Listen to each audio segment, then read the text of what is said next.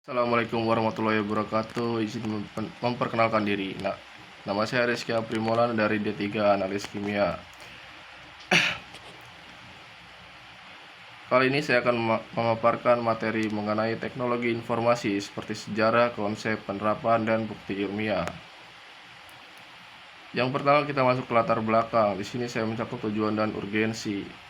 Yang dimana di era digital hampir semua aspek kehidupan seperti ekonomi, pendidikan, kesehatan, dan pemerintahan bergantung pada teknologi informasi untuk efisiensi, akses, transparansi, dan inovasi.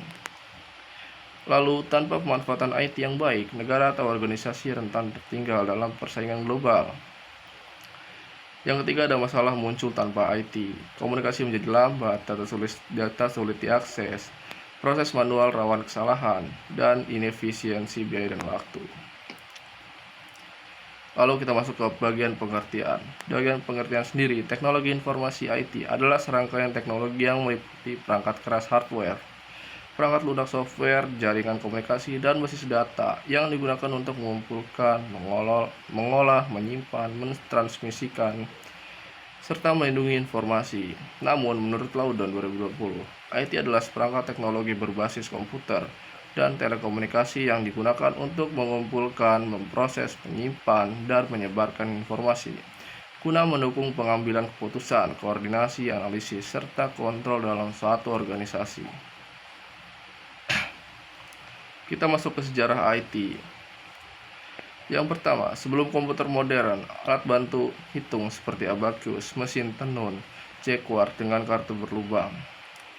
Prinsipnya, prinsip kontrol programatik awal.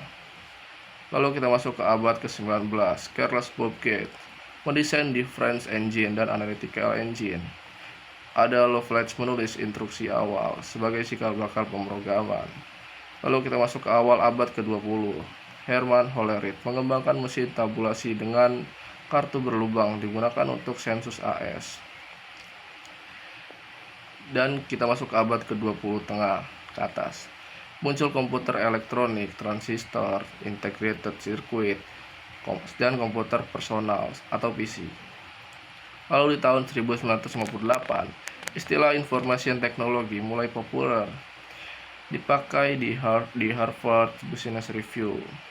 Dan selanjutnya era internet dan web seperti ARPANET, TCP, IP, World Wide Web, dan sekarang transformasi ke cloud, IoT, AI, big data, dan sistem terdistribusi. Kita masuk ke bagian definisi dan konsep IT. Di bagian definisi sendiri, menurut TechTarget, information technology mencakup pengguna komputer, sistem telekomunikasi, sebagai perangkat keras dan perangkat lunak untuk menciptakan, memproses, menyimpan, mengambil, dan mentransmisikan informasi. Dan menurut Carroll 2017, definisi teknologi termasuk IT sangat bervariasi. Teknologi bisa dilihat dari perspektif cara manusia menggunakan teknologi, ataupun bagaimana teknologi itu digunakan dalam sistem sebagai entitas otonom. Lalu kita masuk ke konsep dasar atau komponen utama. Yang pertama ada perangkat keras, hardware, komputer, server, router, sensor, perangkat input maupun output.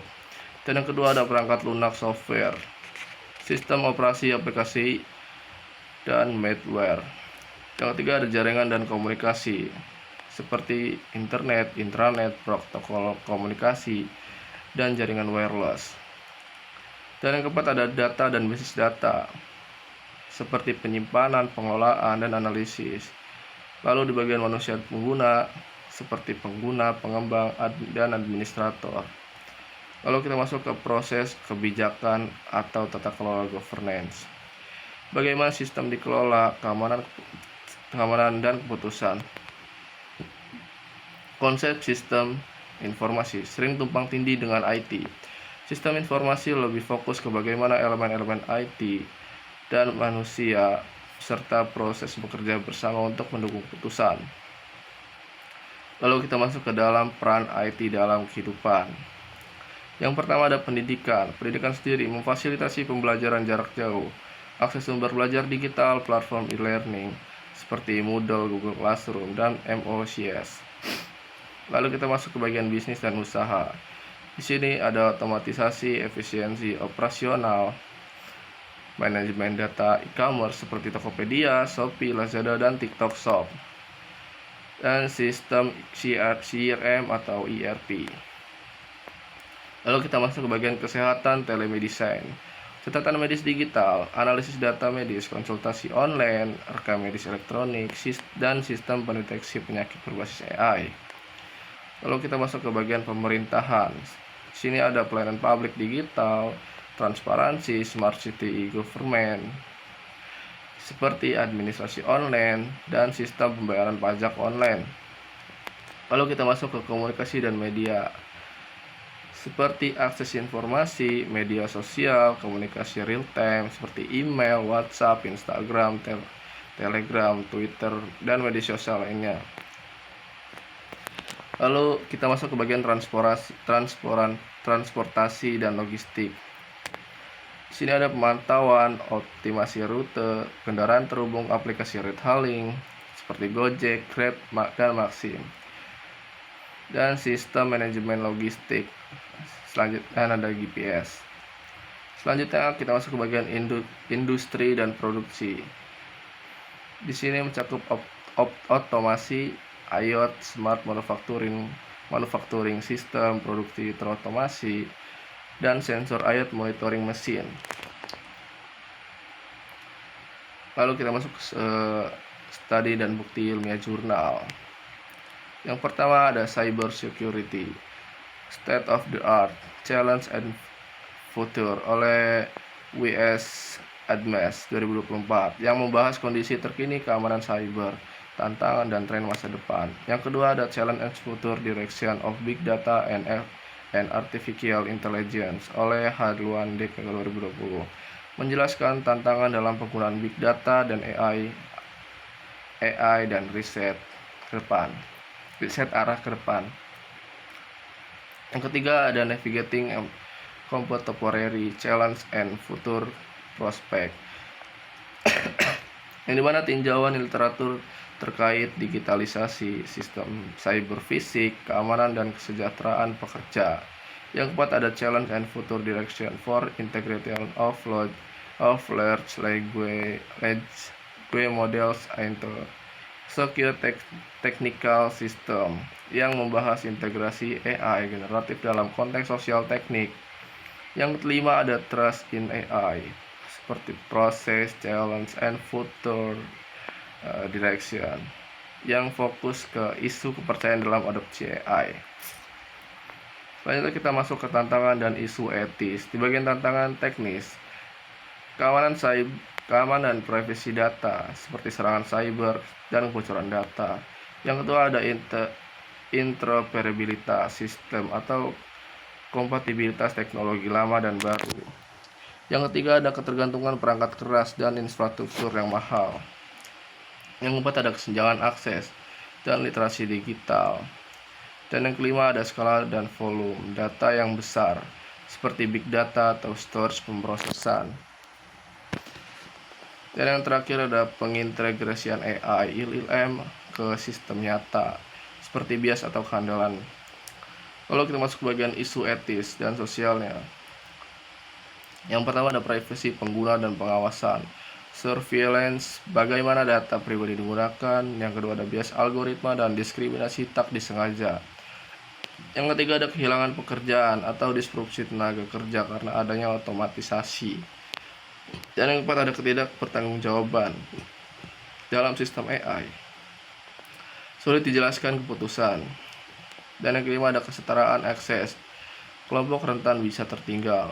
Dan yang terakhir ada resiko etika di aplikasi sensitif, misalnya di bidang kesehatan, sistem hukuman, dan pengambilan keputusan kritis.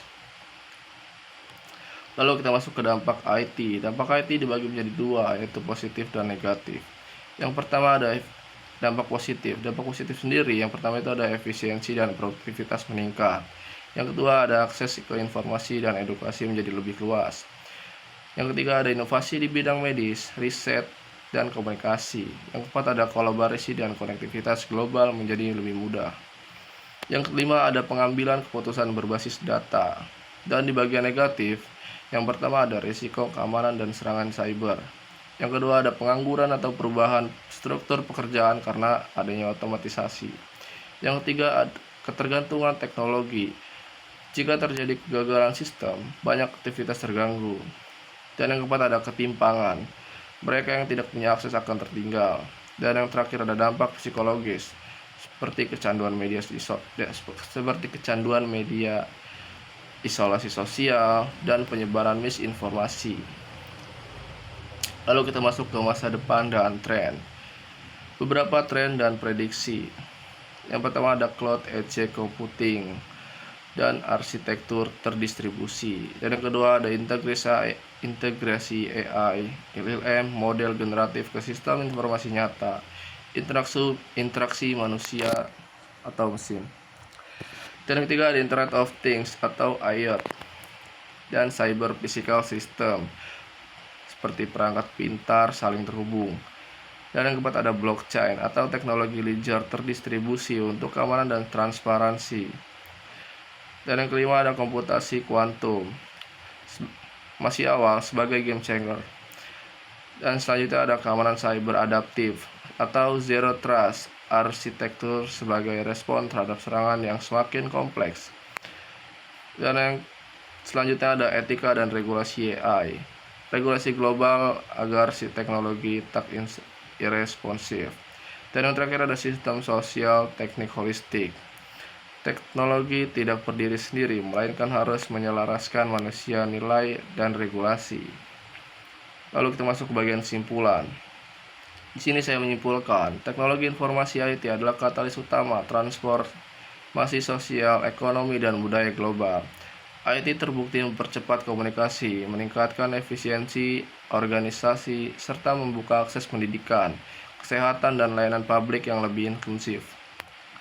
Di bagian studi ilmiah menunjukkan kontribusi positif IT pada produktivitas dan outcome kesehatan. Namun, kesenjangan digital, bias algoritma, dan ancaman privasi masih menjadi hambatan serius. Lalu kita di bagian dampak IT tidak bersifat netral. Ia menciptakan peluang baru, tapi juga risiko baru, seperti disinformasi, pengangguran teknologi, dan monopoli digital. Lalu di masa depan IT akan ditentukan oleh kombinasi inovasi teknologi, literasi digital masyarakat, dan regulasi yang responsif terhadap isu etis serta keamanan data. Oleh karena itu, peran kita bukan hanya sebagai pengguna pasif, tetapi juga sebagai pengambil keputusan sadar bagaimana memanfaatkan IT untuk keadilan sosial serta penggunaan berkelanjutan dan kemanusiaan. Sini ada beberapa daftar pustaka. Oke, terima kasih dari saya. Wassalamualaikum warahmatullahi wabarakatuh.